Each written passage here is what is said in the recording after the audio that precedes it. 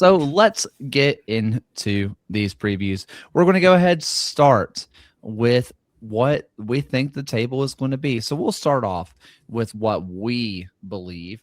And going from top to bottom, we have Louisville City in first, Charleston second, Tampa Bay in third, Pittsburgh in fourth, the Detroit City in fifth, Rhode Island in sixth, Loudoun in seventh, Hartford in eighth. Legion are our first team out at ninth, Indy 11 and 10th, the Miami FC in 12th. You got Brooklyn, or sorry, in 11th, got Brooklyn in 12th, and you got the other new boys, Sporting Jacks, down there getting the wooden spoon. But how do we differ from the fans? Well, the fans, they think it's going to be Louisville in first, Charleston in second, Pittsburgh in third, Tampa Bay in fourth, Rhode Island in fifth, Detroit City in sixth, Hartford in seventh, Indy in eighth, Loudoun down in ninth, our first team out, Legion in 10th, Brooklyn in 11th, Sporting Jackson 12th, and the Miami FC in last. So with all that said, let's go ahead and get into the preview. So Brooklyn, I'm not going to make a no sleep joke because that's been made a ton, but from the looks of it, it's a thin roster at the moment. As of recording, no right back exists. They do. They're just not officially announced. But this is a largely superstar-less team. Can LeBlanc elevate this team to superstar status? There was a point in December where I just started hammering Philadelphia Union 2 tape and digging into their numbers. And I think Marlon LeBlanc has the goods on the sideline for Brooklyn. It'll be 4-4-2-ish most of the time, but high pressure, really compact defensively, lots of good movements with and without the ball. And it's the kind of system where you don't need the star to do it because it is the patterns and it is the way that you are turning opponents over and controlling the field.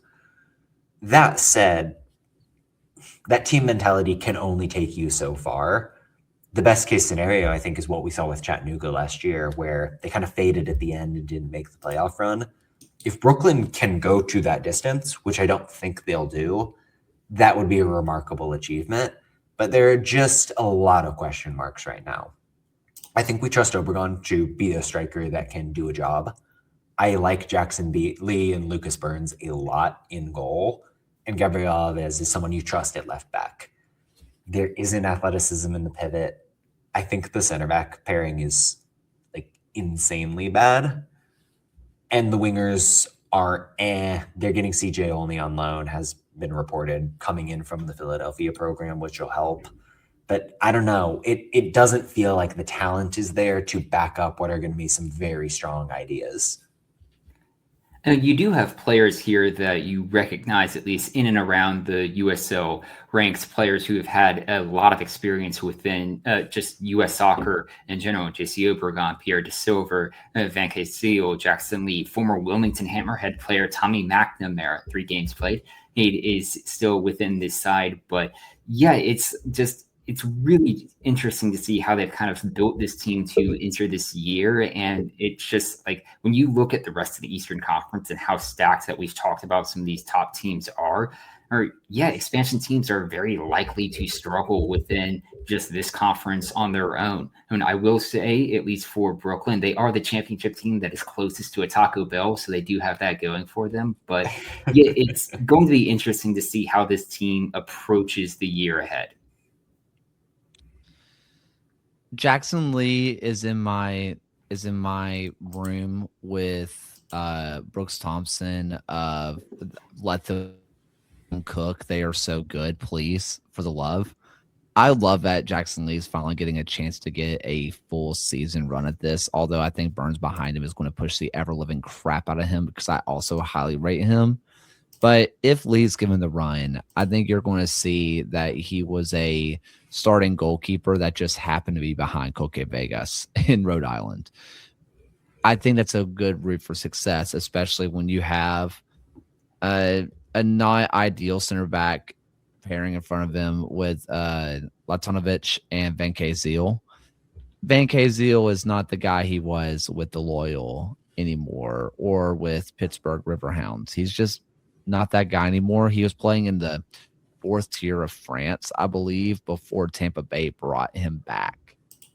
It could be better, but I'm also looking at what you have, which can be a nice system with Alves, Maglione, Jaden Cervania. How can those three work together on that left-hand side? Maybe I'm a little bit more bullish on that than other people, but I like the idea of it. And I kind of put it out when I did the teaser stuff on socials. But Brooklyn kind of can do they're within like where there's unity, there's strength, which is like Brooklyn's motto. They can do that with this team. And I'm not saying I believe in it to make the playoffs, but I believe in it to be competent. Yeah, and they've only got better in the midfield since you put this graphic up. Like, I like Taimyo Akiyoshi a lot in the center of the park. He is just good about passing the ball, good about taking up defensive positions.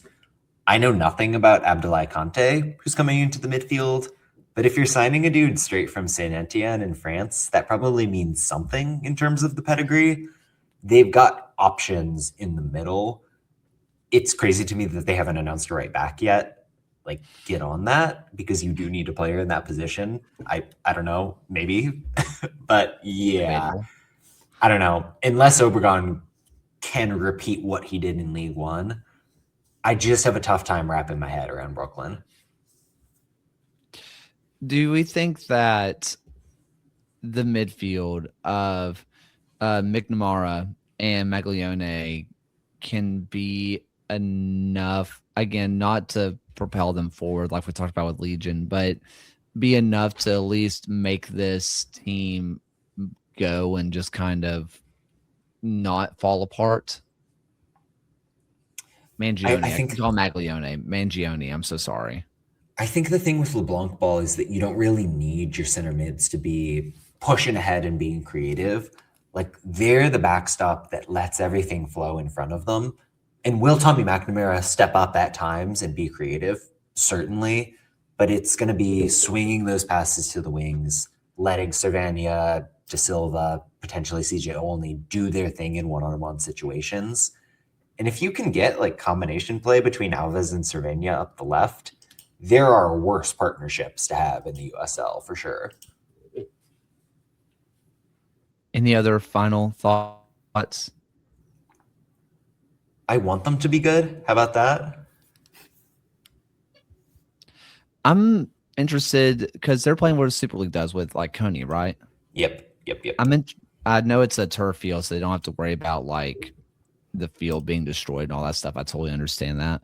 But I'm interested to see how it turns out, because when I watch the Super League play there, the atmosphere is great. It doesn't look good on TV. It's because it's a baseball field. But the atmosphere is always fun. If Brooklyn can get behind this team, I think it can turn into one of the more fun atmospheres in the league. And go ahead. Oh, I was just going to mention the Prinks Cup. We have 3 New York City area teams in the same group, which will be a lot of fun. And then throw in Rhode Island and Portland Hearts of Pine and Hartford. Like, that's a really fun, just kind of Northeast group for the Prinks Cup. If I wanted to get to the stadium by train, it would be a full hour, 10 minutes. I love that. So dox me. I also just think visit the Taco Bell, please. Yeah. Away day to the Taco Bell.